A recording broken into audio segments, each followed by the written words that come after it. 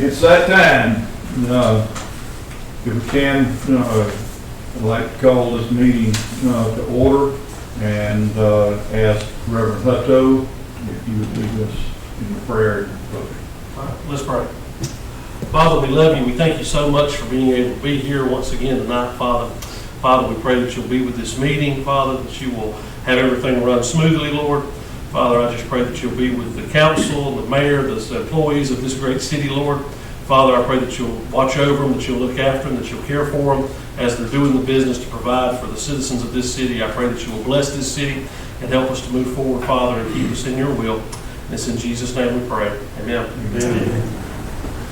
Everybody join in the salute to the flag. I pledge allegiance to the flag of the United States of America and to the republic for which it stands, one nation, under God, indivisible, with liberty and justice for all. Okay, we got our work cut out for us tonight.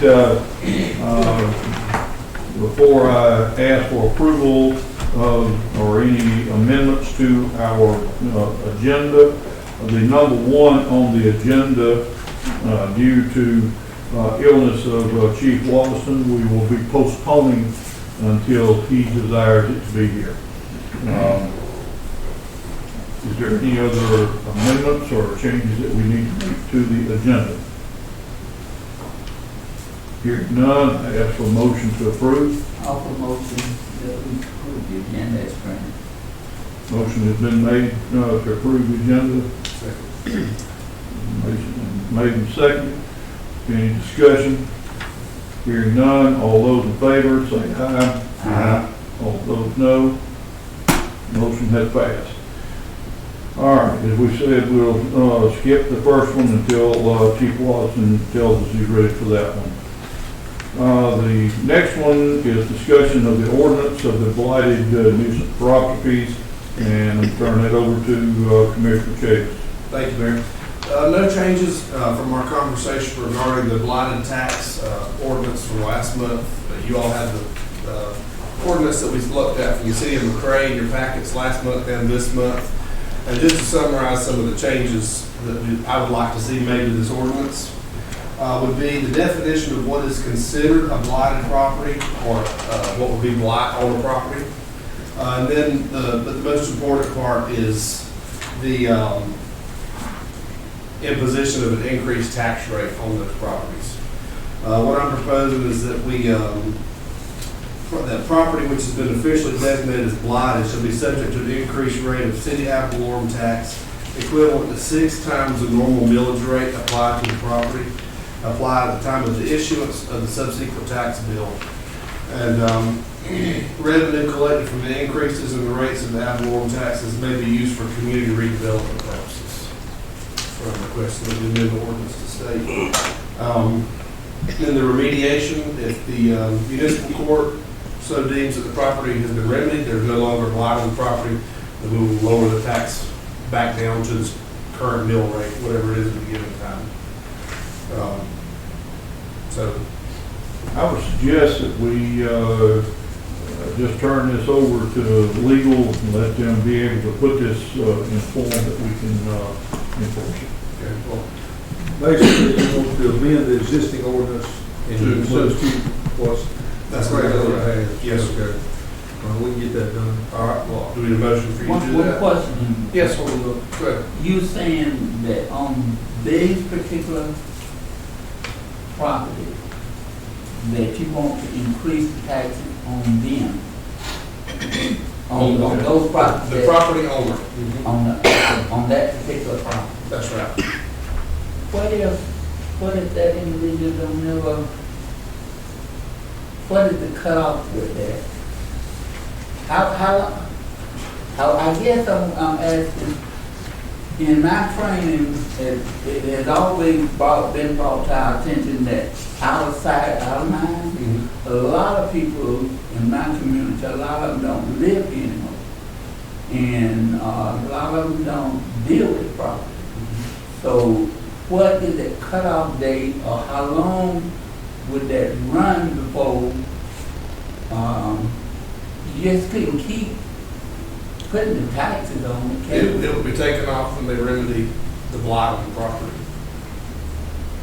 But what if it, okay, when, that was one of my pet peeves when I got in. And I tried that by having a community and all that they brought up.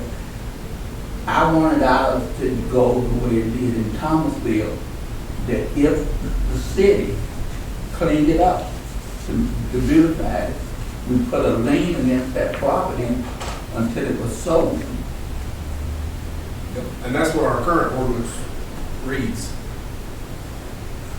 It reads that we can do that now. Yes, sir.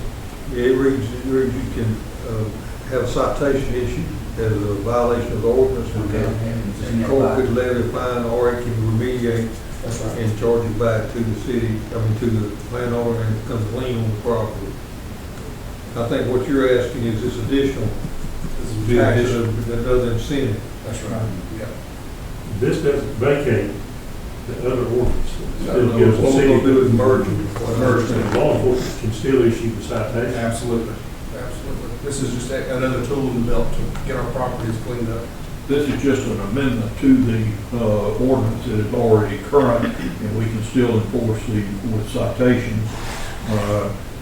Putting in as the amendment, as I see it, correct me if I'm reading it wrong, but the way I see it, it's another incentive to the landowners to be able to clean up and have a better part of our city. That's right.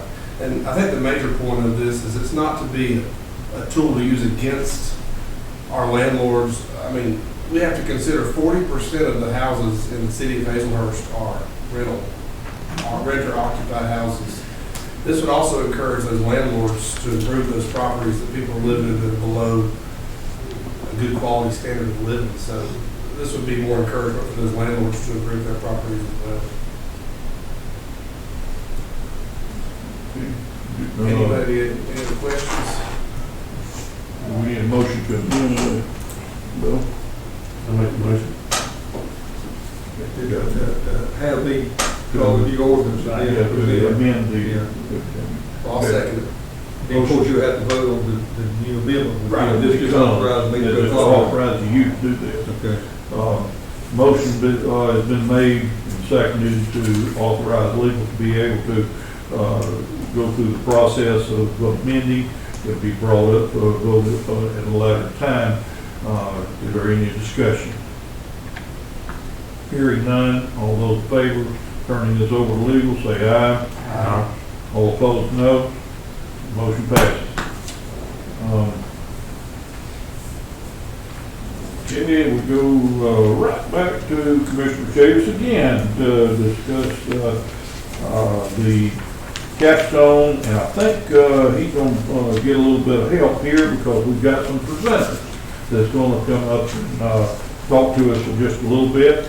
I'm going to steal it from you, and if you can, and I'm going to ask Barry if you'd introduce capstone and such not, if you would let us present the program. Sure. First of all, I'm Barry Bloom. I'm the CEO of Jeff Davis Hospital, and one of the things that we as a organization are trying to do is assist some of the businesses and municipalities in regards to the cost of their health care. And through that, we have worked with Capstone as a broker to assist in that process. And I have Clay Kirkley here and Joan Schertz, who are the experts in regards to how to establish a healthcare program that can benefit both the beneficiaries being your employees as well as the employer being the city. So I'm going to turn it over to Clay at this point. Thank you, Mr. Barry. That was mighty kind of you. I'm going to hand y'all one of these. This is just a couple of slides to kind of help keep us on track this evening. Thank y'all for your time today. It looks like I see some new faces, so y'all have had some elections since the last time I was here. But congratulations to the ones of you that are new. All right, this is really just a guide to kind of keep the conversation moving in the right direction. I want this to be a discussion. Y'all feel free to stop me and ask questions at any time. I don't want to just sit up here and just give you a lot of information, and you have particular questions. So please stop me at any time, and I'll answer questions as we go. So as Mr. Barry said, we are Capstone Benefits Solutions. We are a health benefits brokerage company. Ms. Joan Schertz and her team sit in Statesboro, and I'm from right up the road in Dodge County is where I'm from. So we've been in the health benefits business for a number of years. Like I said, we are a broker. We like to consider ourselves consultants because we tend to think that we go above and beyond the call of being a broker. We want to partner with you for your health benefits package, just like we've partnered with Barry at the hospital to develop Jeff Davis Direct. Jeff Davis Direct is a term that you'll hear me use several times tonight, and what Jeff Davis Direct is that is the name of the network that we came in and created between Capstone Benefits and Jeff Davis Hospital. So it is what you would consider a network, just like any other health network, that exists in the health benefits space today. So that's who we are.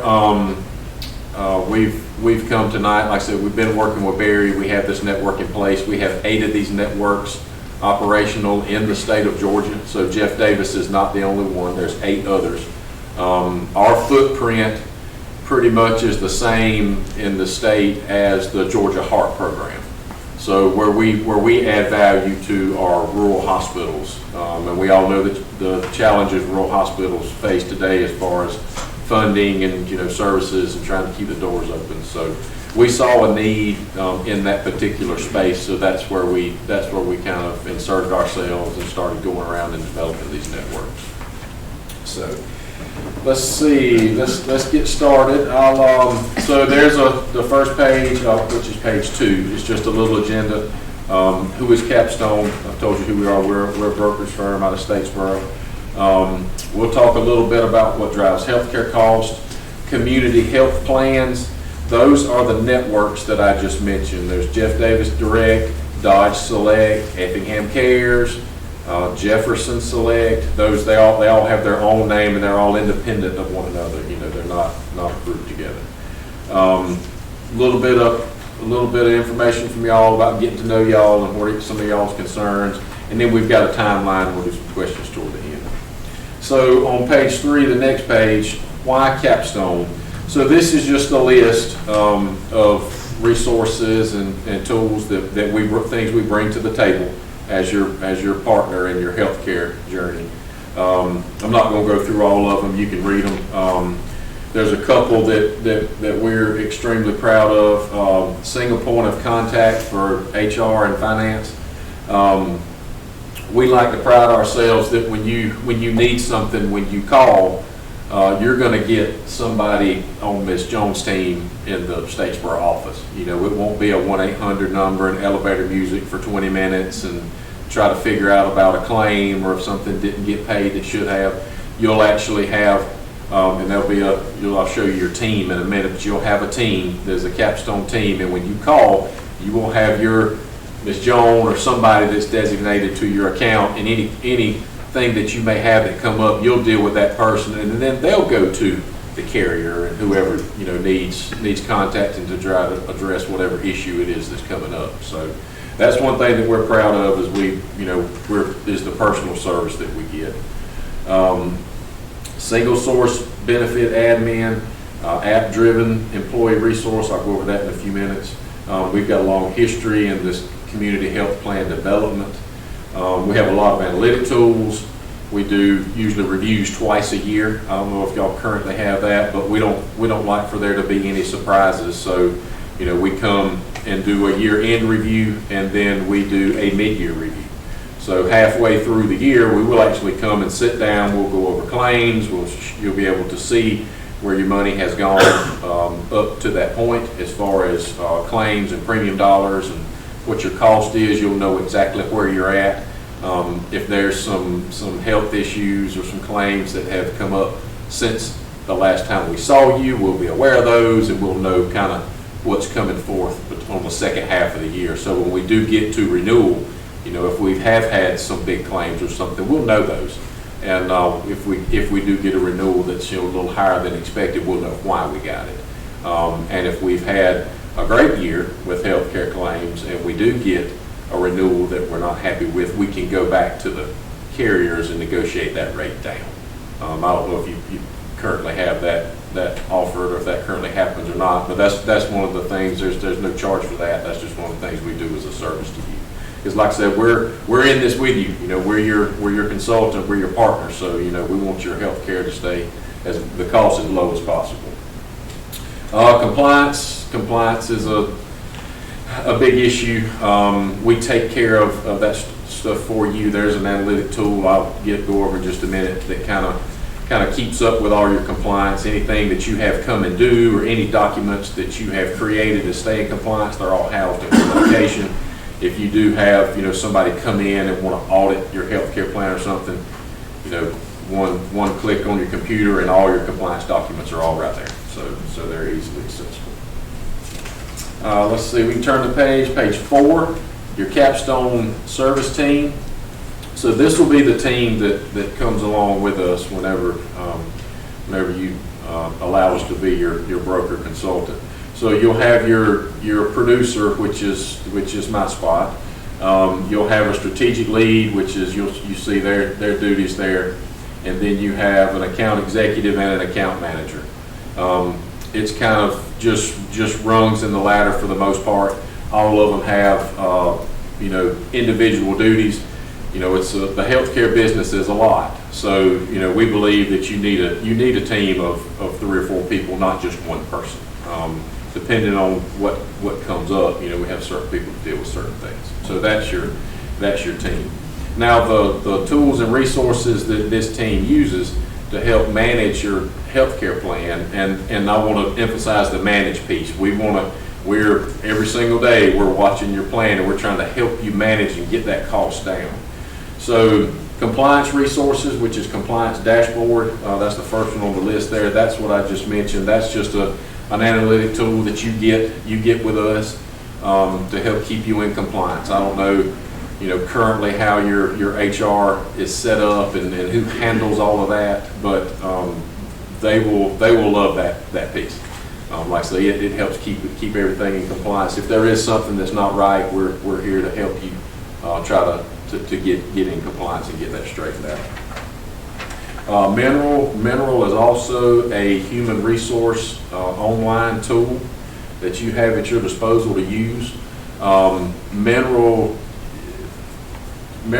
a big animal in itself. Pretty much it's just a resource for your HR department. Anything that may come up from an HR standpoint, you can find the answer to it in Mineral. Probably at the end of the day, there's a big room of attorneys sitting somewhere answering phone calls about HR. Is the backbone of that resource. Our company handbook was generated in Mineral. So there's a lot that research. It's just an extension of your HR department that you currently have. Is what that is. Employee Navigator. That is the benefit admin platform. So all of your employees will be logged into Employee Navigator. Anything that you need to look at, check on, find out, add, subtract from your benefits plan can be done through Employee Navigator. If you add an employee to the city, go in Employee Navigator, add that employee. It prompts you to answer all the questions for what benefits they will be offered. If an employee is terminated, you go into Employee Navigator and you terminate that employee, and then the system itself goes in and terminates them from all of their offerings, whether it's health benefits, vision, dental, whatever they're enrolled in. It takes care of all that for us. We always tell a story when we talk about Employee Navigator. We had it was actually a municipality, and they were still paper. They hadn't gone paperless yet. They still did most of their enrollments and stuff on paper.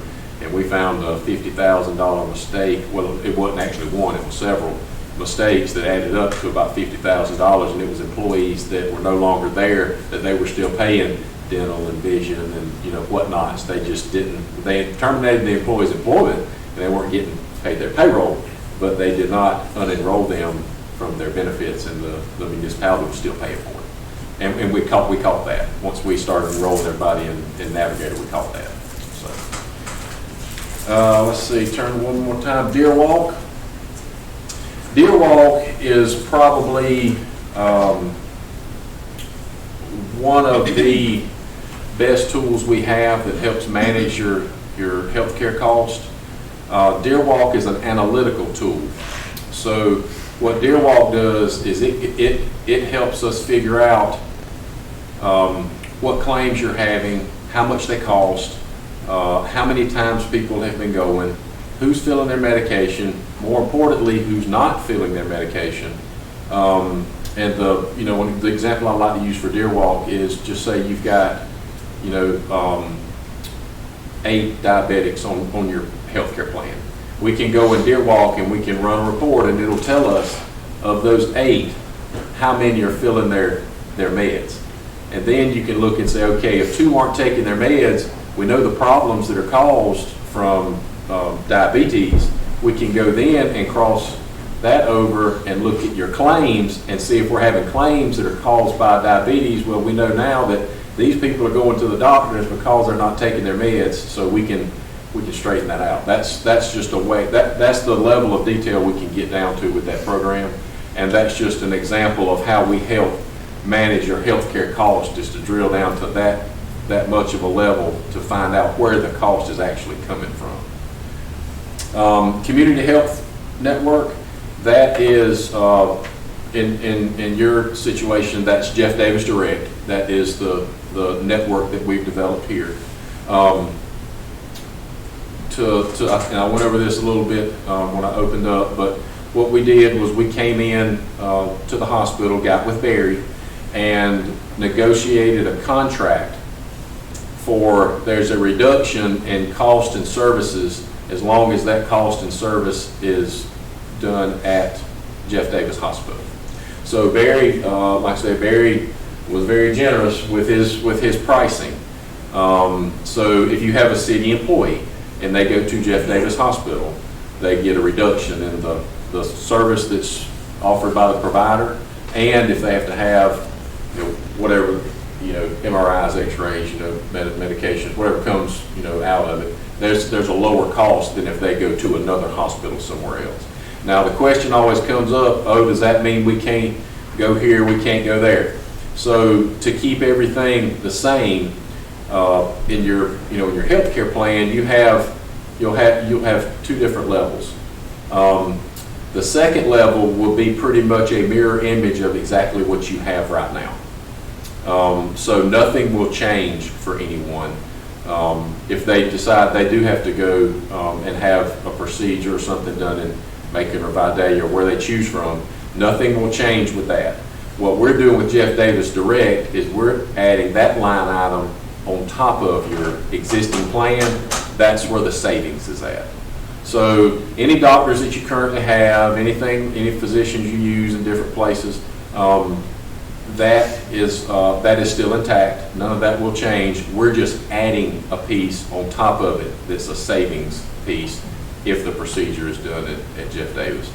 And if I'm not mistaken, Mr. Berry has agreed for city employees, if they use Jeff Davis Hospital inside of Jeff Davis Direct, all this has got to work. We've got to be your broker, and you're using Jeff Davis Direct as a hospital.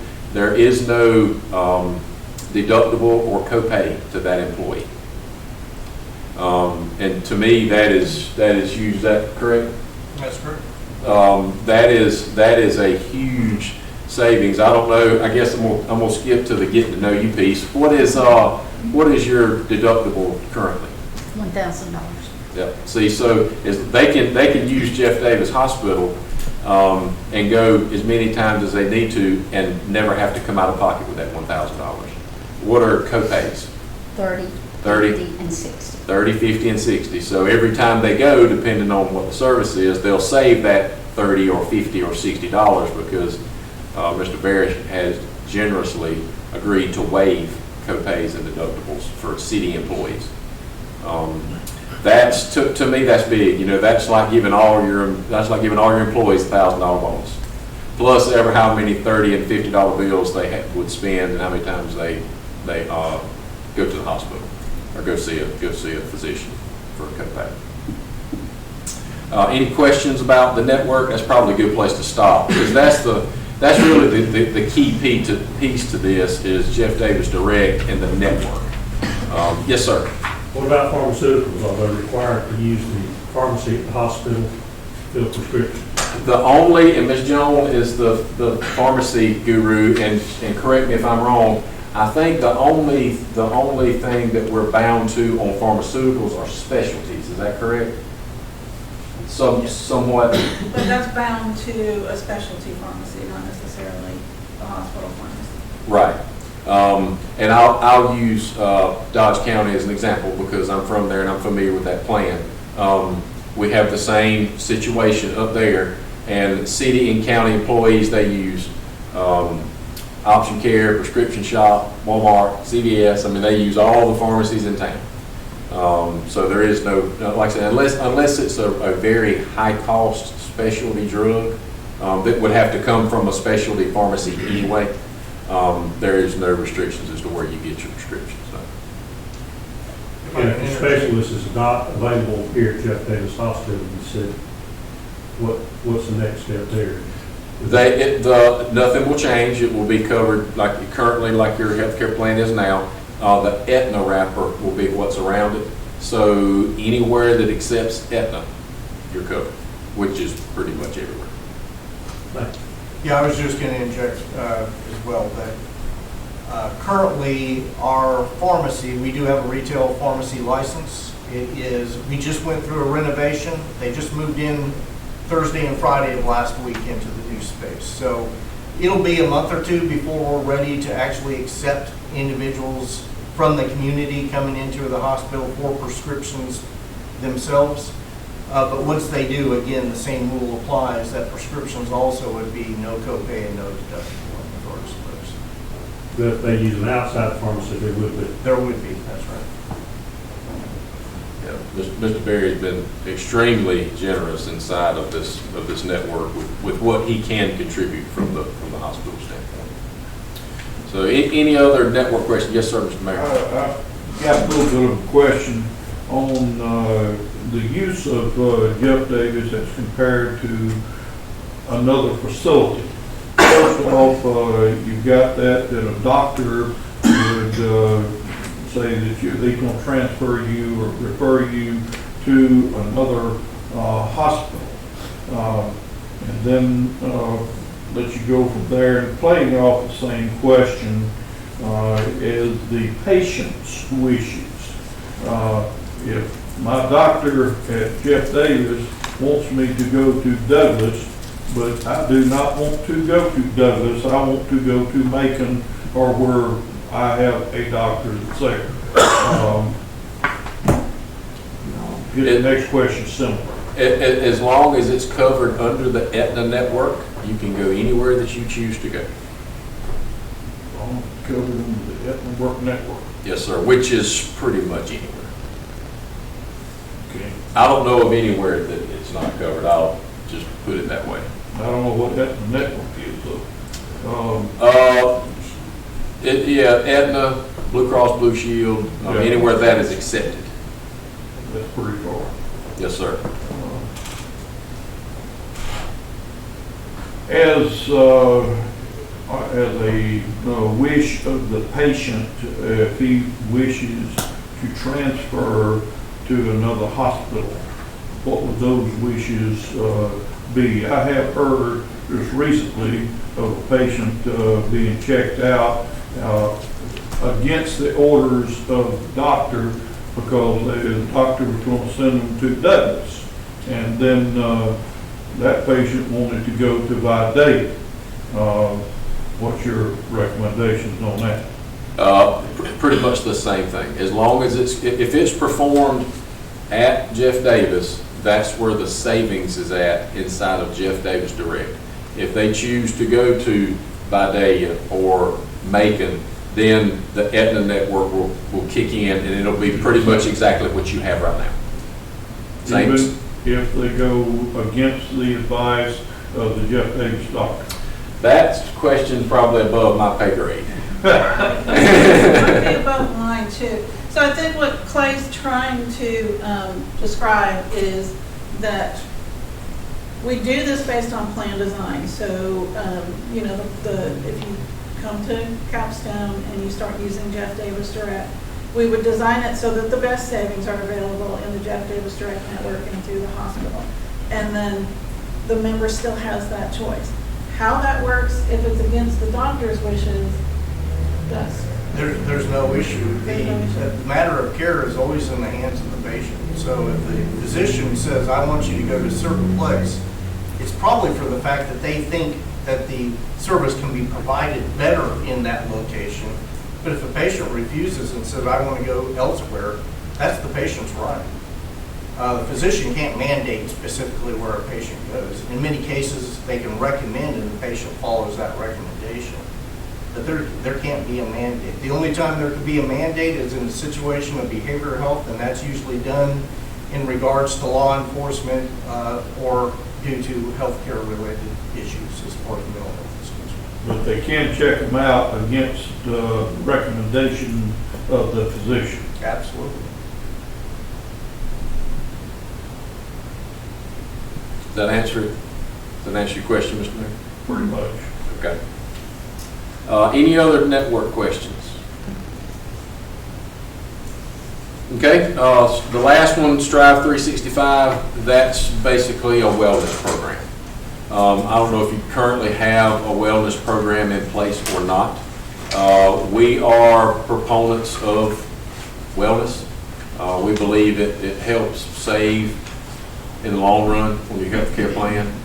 It gets people moving, it makes sure they're taking their medications, and there is a cost to the wellness piece. If you get to a point where you did want to, usually when we start saving people money and they get some surplus, then that's usually one of the first places they look is putting some type of wellness incentive in place. Yes, sir. I got to ask a question here. I don't have the city's insurance. Okay. And I'm asking in conjunction with my insurance. I love this little piece of wellness program because they send a home nurse to you one time or another, and before they leave, they'll leave you a $50 gift card. That's like common. I said, I love that. That's common. That's common. But not common enough that you have. Well, I mean, it'll be your plan. I mean, you can add it to your plan if you choose to. It's an additional cost. Add an additional. Yeah, you can whoever your plan is with, that's part of the program. If you wanted to put in a wellness plan for Jeff Davis city employees and you put it in, you could make the decision, okay, if you participate and you reach your goals, you get a $50 gift card. That's plan design, like Ms. Jones said. That's ideal. Yep. Okay. Okay. The next one, slide 7. Healthcare is extremely complicated, but it's also pretty simple. There's really only two things that drive the cost of healthcare. One is the price of each encounter, and the other is the number of encounters.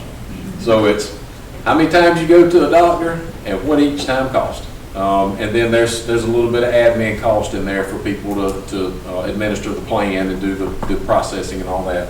But that's really what healthcare costs.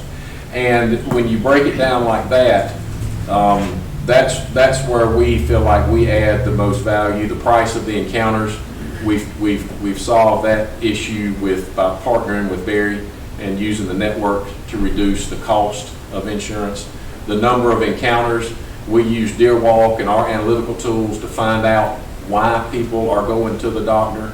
what they're going for, and is there anything we can do to slow down the number of encounters that people are going from a preventative standpoint, wellness and one thing or another. It may be that somebody's, literally just not taking their medications or something as simple as that. So that's what we bring to the table from a cost standpoint, is we've broken down healthcare and where the cost comes from and then tried to solve those issues. The next slide, slide 8, who is community health plans? I think we've went over that in pretty good detail. Y'all know about Jeff Davis Direct, you know how it came about, what the purpose of it is. It's to help drive down the cost of health care, help support the hospital locally, because we have a neighboring community that lost their hospital a number of years ago, and we know the impact of that. So we want to keep the hospital here at Hazelhurst and keep it open and keep it going. The next one, slide 9, getting to know you.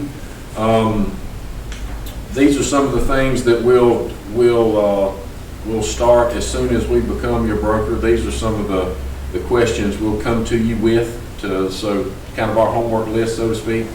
What are your short-term, long-term goals? Anything that you would change in your benefits package? What are the biggest obstacles for recruiting city employees? Is it some of the benefits? A budget. We can show you some ways to budget your health care plan more efficiently, to where you know what that cost is going to be every year, and it doesn't just keep spiraling out of control, which it seems like a lot of times that may be the case. We use our analytical tools to bring that down and make some things known. And a sample timeline. So I think you're self-funded, is that correct? Y'all are fully insured? Okay. So being fully insured, what would happen is, just say if you voted tonight to let us become your broker. In year 1, we would just engage as your benefits employee consultant. So we would go to work for you, we would take over the plan, we would start analyzing everything that we could. Wouldn't change a whole lot in year 1, just kind of getting our arms wrapped around everything and trying to decide where we were going to move forward in year 2. So in year 2, we would transform you from fully insured to level funded. Now, when you come out of the fully insured world and go into the level funded world, that's when you start getting all of your information. Being fully insured, you don't know how many diabetics you've got on the plan. It's a small town, so if somebody had a heart attack, you know that. But you know some of the big stuff. But just because you know these people, they're your friends, employees, you see them at Walmart and everywhere else. So, but we start year 2, we would move you to level funded, and we would start gathering all the data and using DeerWalk and compiling all the data about your health care. Who's going to what doctors they're going to. We got a couple of top 20s list is what we call them, and it's the top 20 facilities. So we see how many employees went to Jeff Davis, how many went to Vidalia, how many went to Macon. We can see exactly who went where and why they went and what it cost. So then we take all that and break it down, and we come back to you and say, okay, this is what is happening. This is something we need to correct. We suggest we do this. And then we start bringing solutions to you after that in year 2. And then in year 3, we would implement you fully into the network. So can probably move that up a year. All that can probably happen in year 2. That's usually the way that works. We show it in 3 years just so we can overperform, but that'll probably happen in year 2 when we move you to level 5. Any questions? I know that's kind of a lot. If you got a non-compliant, I won't say employee, I'm saying employee patient, like the city diabetic, would the city be encouraged to try to do something with that patient? Would that employee give them off the list to help bring that cost down? So because of HIPAA rules and things like that, we can't address anybody directly.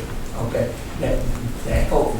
The next thing, we do a lot of transfer out of Jeff Davis for air ambulance. Do you all cover that?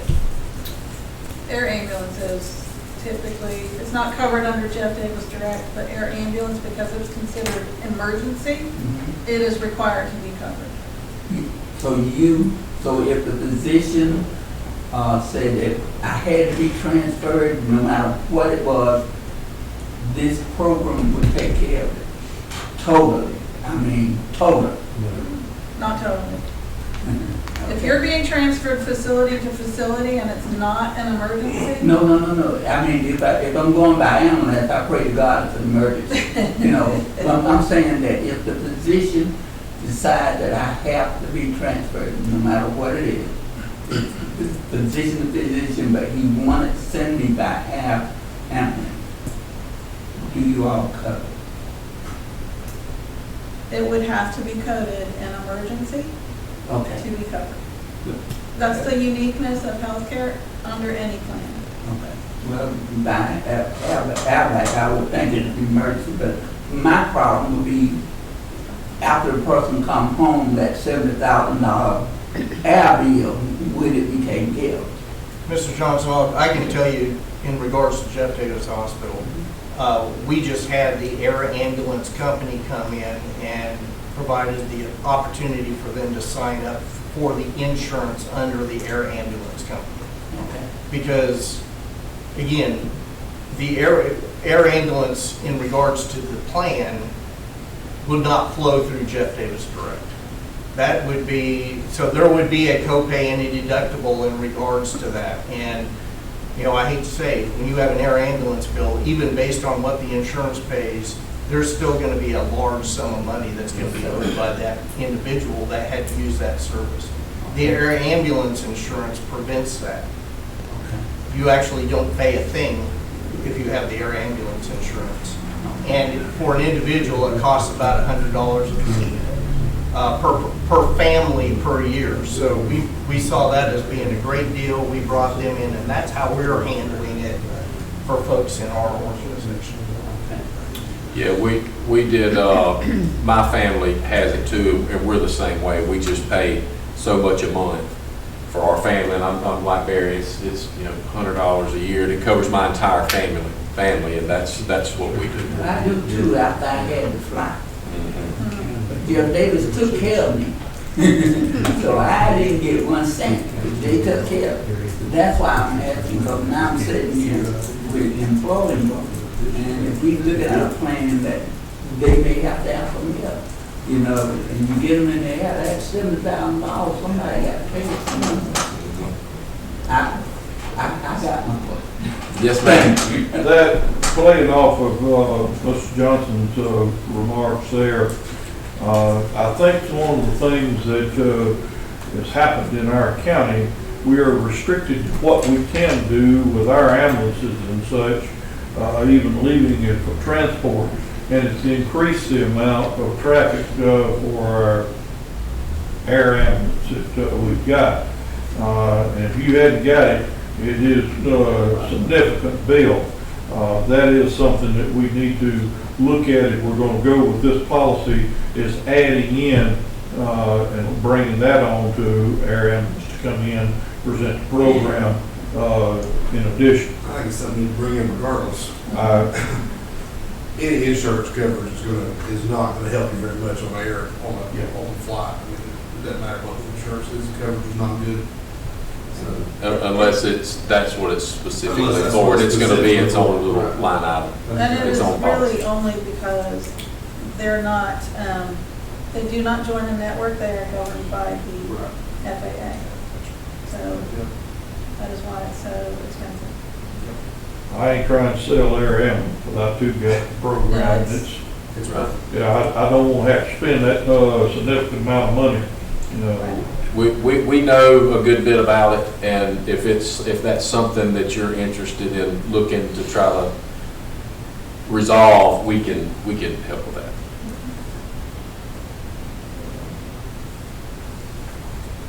Any further questions, gentlemen? I suggest that we look into this and discuss it further or take action, maybe Thursday or whatever. My suggestion. Next steps, just so you'll know, this will be my last comment. Next steps, just so you'll know, for us to go to work for you full-time, we'll need a broker of record letter signed. Once that letter is signed, that officially makes us your broker, consultant, and partner in healthcare, and that day we go to work for you. Okay, I'll figure out what that is later. Yep, it's as simple as that. It's just a letter of declaration saying that you're making us your broker, and then we're your broker, and we go to work for you. I know what being broke is, but I'm glad. Any other questions? Yes, sir. Thank y'all. Thank y'all. For coming. I appreciate your knowledge there. The next one down through there, is discuss audit, and it says mayor. I don't know if they're gonna audit the mayor, but, Surprise. What that was is, it has me for comment there, and it's another one I would like for us to think about and, look toward is what we would, like to discuss and do of any action, maybe Thursday. But I would like for us to look into, having a audit to basically separate, our two administrations, from the last administration to this administration, all the things that's, taking place and to take place, have them completely separated. I'm not saying anything that's a foul, but I just don't want to be confused with it that, or be claimed if it was. How far back would the audit go, past year or past 4 years? Or? Probably a year, but it would be, I don't know this, but I would say it may be cost prohibitive to take it into many years. I think we should look at pricing for up to 4 years, just personally. Yeah.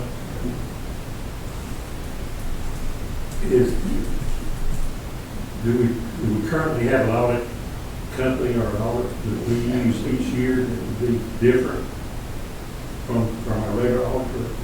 I would suggest to do an outside company, not that I'm throwing blame or anything on our auditors, they've done a good job, but to take out, for lack of a better term, take out the good buddy system.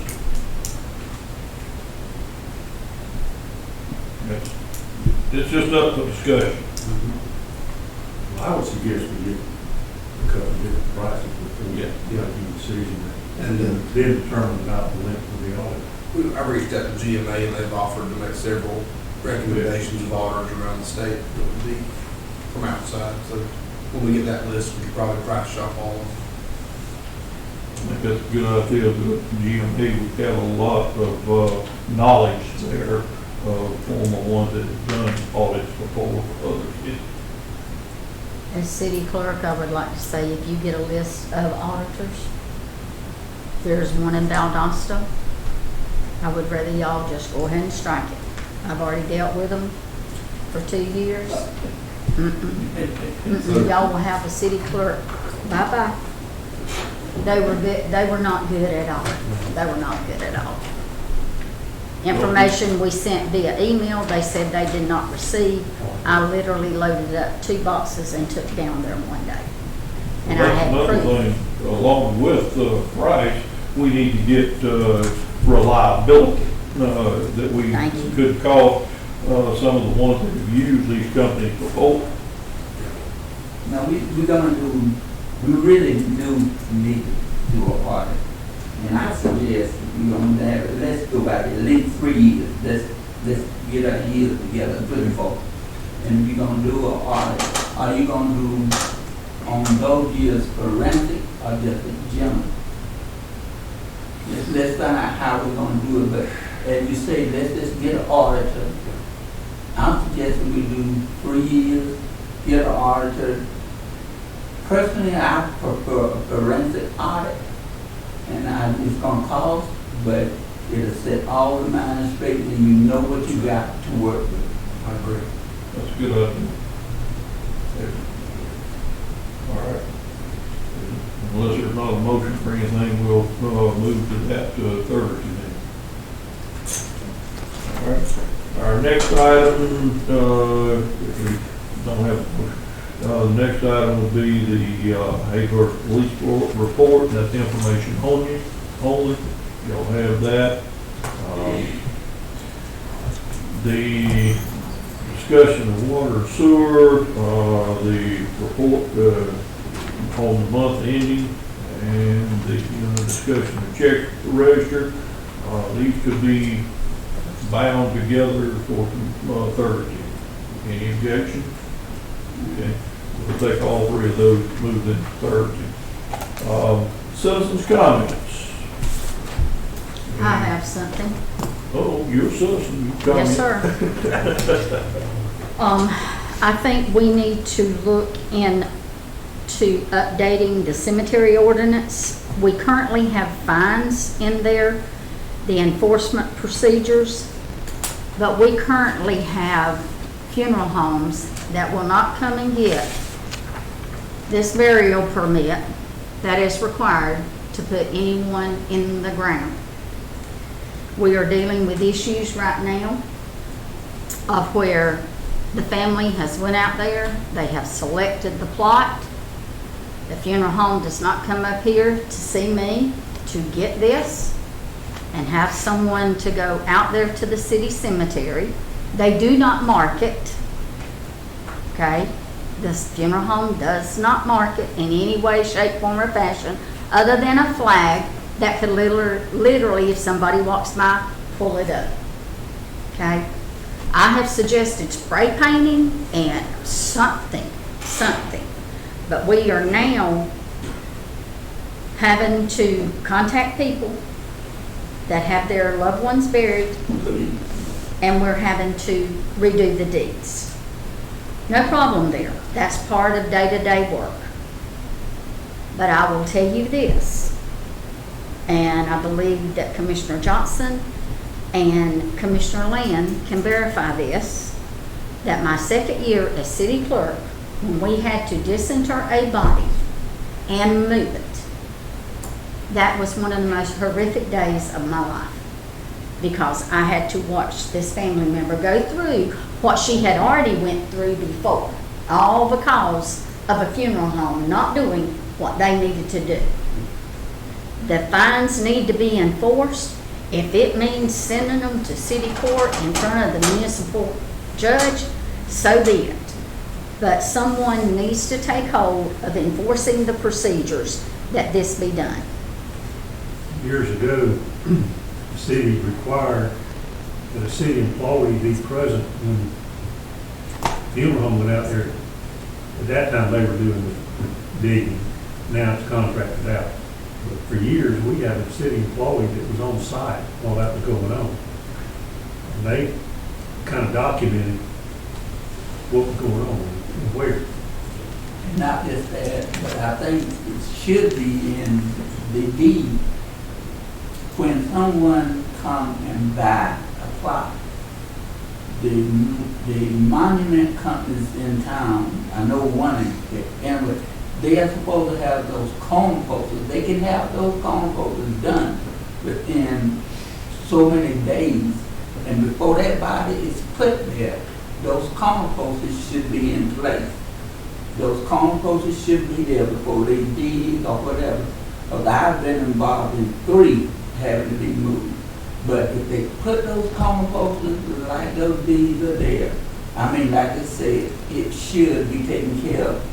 Because just to put those names and get them engraved, I don't think, according to what he told me, it don't take them long to do that. No, and then it we does. have to get it out there to them. If you will step out the back door, we have anywhere from 4 to 6 placements of cornerstones ready to be done. But where are you going to get the manpower when you've got water leaks and you've got potholes and everything else? Okay? And straightforward, you do not have a city employee that is not as familiar with that cemetery as previous employees have been i.e., and I'm gonna go ahead and name names, Jeff Jones and Conrad Swain, Yeah. because they would not train anyone or take anyone out there. So I'm gonna make a suggestion. I think we need to look at an outside company, come in, look at that cemetery, because William Street is full. We can't sell nothing else out there. It's full. All right? You've got this on the Lumber City Highway. Get an outside company, and I've been informed that there's one in Coffee County. I can't remember the name, but I will make the telephone call tomorrow and find out.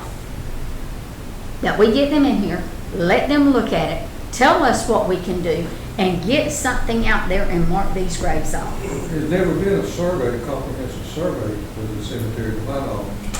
The only survey that I know that we have, Attorney Smith, is where the former mayor went out there and laid it off, and Mr. Charles Harrell, and that's all I know that we have.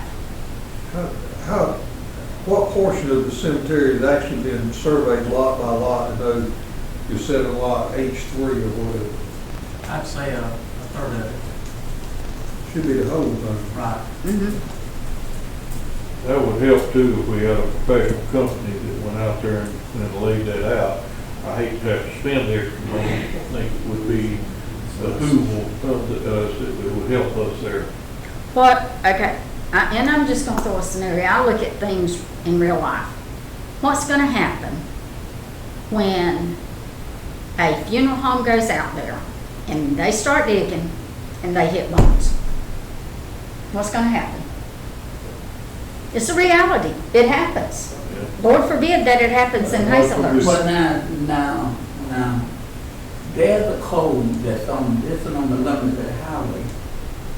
Those bodies can't be put out there unless they've been put in a vault. And that cemetery out there is not supposed to have anything on top of the ground except a slab. They are not supposed to be using the vault tops. If those things are followed, they shouldn't be getting anything up under the ground. So they don't put them in boxes like they used to. But nowadays I've seen some go out there and use the vault tops, and that's what they can't do. So these people that's bringing them in here needs to be made aware. And most of them is around here in Baxley and UNW that comes over here, that they can't do these things. They got to go by what's in those deeds. Well, I know as far as, because I've been kind of part of that process of figuring out with the deed and permit, King's Brothers Funeral Home, they are the only one that's doing the right thing. They come in here, they take their time, they have the permits, exit off, we go out, we check it out. They know more about that area than I do, but I'm trying, right? We just recently had a funeral out there. I think it was about a month or so ago. The lady bought the plot for her mother, and I think it was her too. It was like 4 that she bought. And I don't know the funeral company that came in and did it. Well, where they buried her mama at was not the spot that the woman bought. Now we can adjust the deed because no one's buried in that area, but that just shows an example that if you read the charter, it has a process. So then one of the things that we need to do to help enforce that until we get people, professionals going, is that I don't know what a dollar amount we have, but we need to do it to where those funeral homes that's actually doing whatever, and if they don't follow the rules or they don't follow the ordinance, they gotta pay. They gotta pay a whole lot. We're talking $10,000, $15,000, $20,000 if they don't do it. Yes, because that's the only way that you can get people to adhere to what needs to be done. Because now they just go out and do it, and there's no repercussion. But if you say a dollar amount, something like that that's really unrealistic, if you think about it, right, it will have a change of heart of what they're supposed to do. That's one. Number two, those corner posts. We may have to take some of our time, us volunteering, to go out there and set it. I had a gentleman last week, it was last week. Now, he purchased corner, but, come on, for his 4 areas, but there nothing there. So we gotta get with whoever, is that a package deal? When you buy the plots, do they? Years ago, we did not. Right. Those families to buy those markers. Okay. That, the markers are included in the pricing. For the Oh, plot, it's right? included in That's that? what, That's what I was, wait, Oh. I didn't think it was included. no, you're right, you're So right. we always Yeah, thought- you're right. Yeah, They're they not had to- included. They're not included, no. And you tell. I think it's them $35. For 4. Yes, sir. It's not that much. Somewhere in the back of my mind, You 35. tell them up front, you got this, but you can't put nobody there until you go and get those posted. And they do that. The problem is, after that, the funeral home is not doing what they need to do, other than Mr. King. King is, they're spot on, they Do do the it. monument companies have to give a permit to set monuments? No, sir. I've never, Well, we're having grave markers damaged when some of the companies are going out there, they're damaging some of the other monuments and driving off. And we need some kind of process that they're notifying the city when they go put a monument. Maybe we can put somebody out there checking. if we, I designed this permit here, and Ken looked at it, and I can design one for a monument. When I went to a grave site just last week, it's been damaged by a monument company setting another monument, and they drove off of it. I think one of the things that'll help us there is what we're talking about. You said handicap was the fact we didn't have the manpower to get somebody out there. I think it would be pertinent that we just make a point that we get the man out there, period. They just don't put somebody in grave until this is all done, A, B, C, in order of the things that must be done to make sure that that person is in the right place. And there again, I think a company could help us with that too.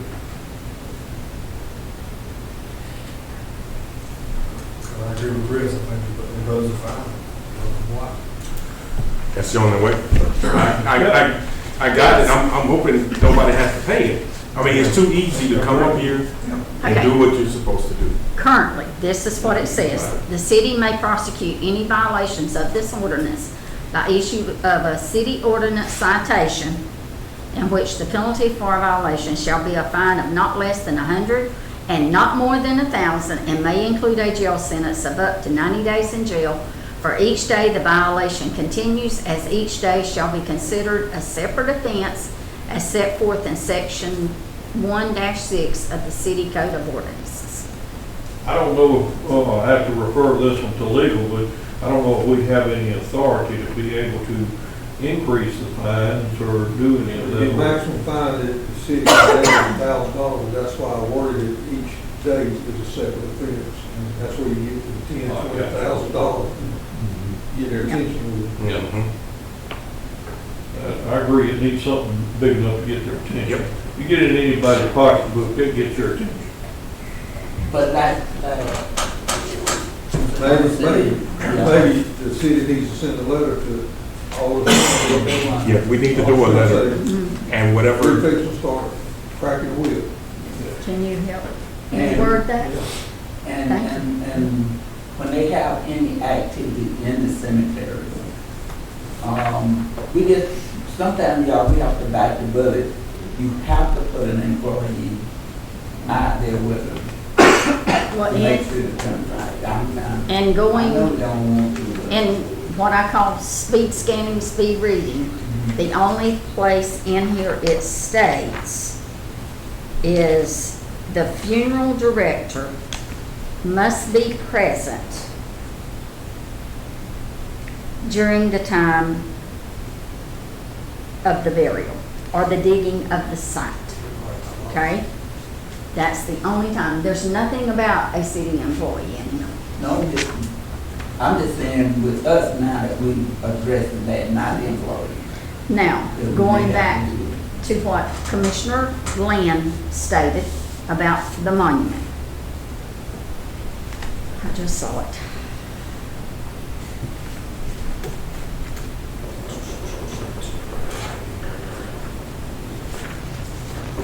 I just had it.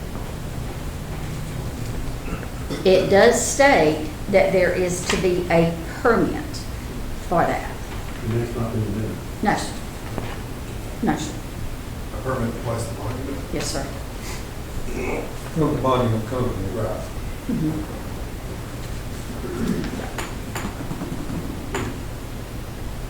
Question again here for all of us, is there a plea that on this burial permit, could we have a statement only at somewhere saying that someone of the city needs to be in observation before burial? I don't know if y'all could word it better than I just spit it out, but I think you can, if it's not expressed in the ordinance, we can amend it and put it in the permit. So when they have to call City Hall, and they get permit and schedule time, and then you've got time to, they can't just show up, so we fix to dig, they have an appointment.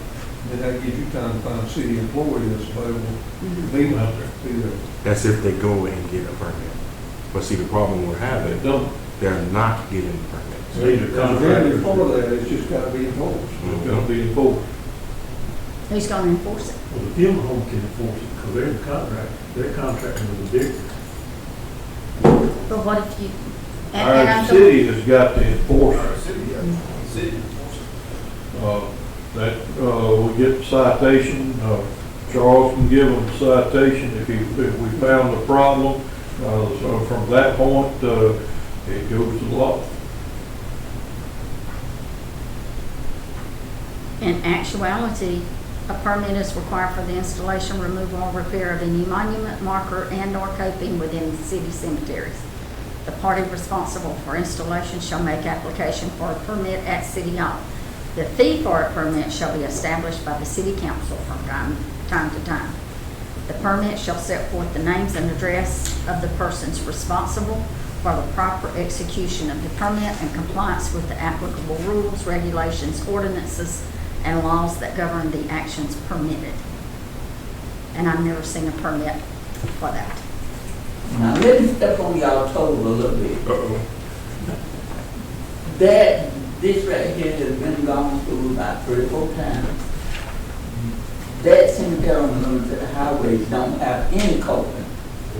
Ain't supposed to. It does, It got coping? yes, Some of them do. yes. Some of them. This, I'm gonna Okay, be, well, Not supposed let to. me leave it alone. I'm just saying, they wasn't supposed to have any coping in the rocks or anything out there, because we done had some knockdown about people putting chickens and all that out there. It's supposed to be a certain, kept a certain way along the highway. The city cemetery has the coping because when they clean it or when they cut it, really, they ain't supposed to, you're not even supposed to go in that coping because it's private. And they're not supposed to clean in there, but most of the time they do. Most of the time they go in and get the rocks out. I mean, not the rocks, but the grass out, the families don't mind. But they don't usually mess up things. But if we go by what's over there and stick to it, you're gonna find that you're gonna be 100% better. But we got to have somebody there to watch them. That goes back to the permitting with That's the monument companies. If they go to put coating down there, and we say, no, it's not allowed. It ain't supposed to be. It's not allowed. But I haven't seen any coping out there. Surrounding funeral homes and everything, we have a city, here is the city ordinance. Yeah. You need to be familiar with this because it's gonna be enforced to the letter. That needs to be. And that's on them, that's part of their job, to look and see what we can do and what we cannot do. And what happens if we do what we're not supposed to do. Years ago, there was a big stink about, most graveyards face to the east. There you go. You go out there, it's the biggest mess. There's no There you go. line. East, west, there's just all kind of All this out. configurations. yes. And And that just goes, that hampers our Yeah. people that cut the grass out there. It does. And this goes back to what we said, enforcing the rules that you got. I mean, you got rules that you need to stick to. Every cemetery in Hayward, every funeral home is supposed to have that ordinance. I know they sent it to Baxter, Vidalia, and Douglas. Every one of those funeral homes is supposed to have this ordinance over here.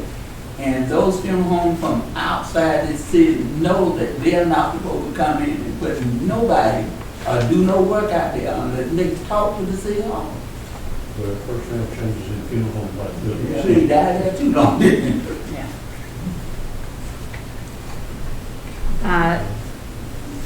If we can get a letter, I will make sure that they're mailed. And I have handed out, I don't know how many copies of this ordinance. I'm only one person, and I bring this to you all. Because I could talk till I was blue in the face, and they may listen to me and they may not. So I'm just bringing it to your attention so that maybe we can put some teeth in this thing. Any other discussion there? Any other citizens' comments?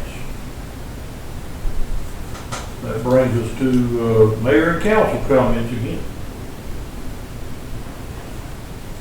Hearing none. All the motion, we go home.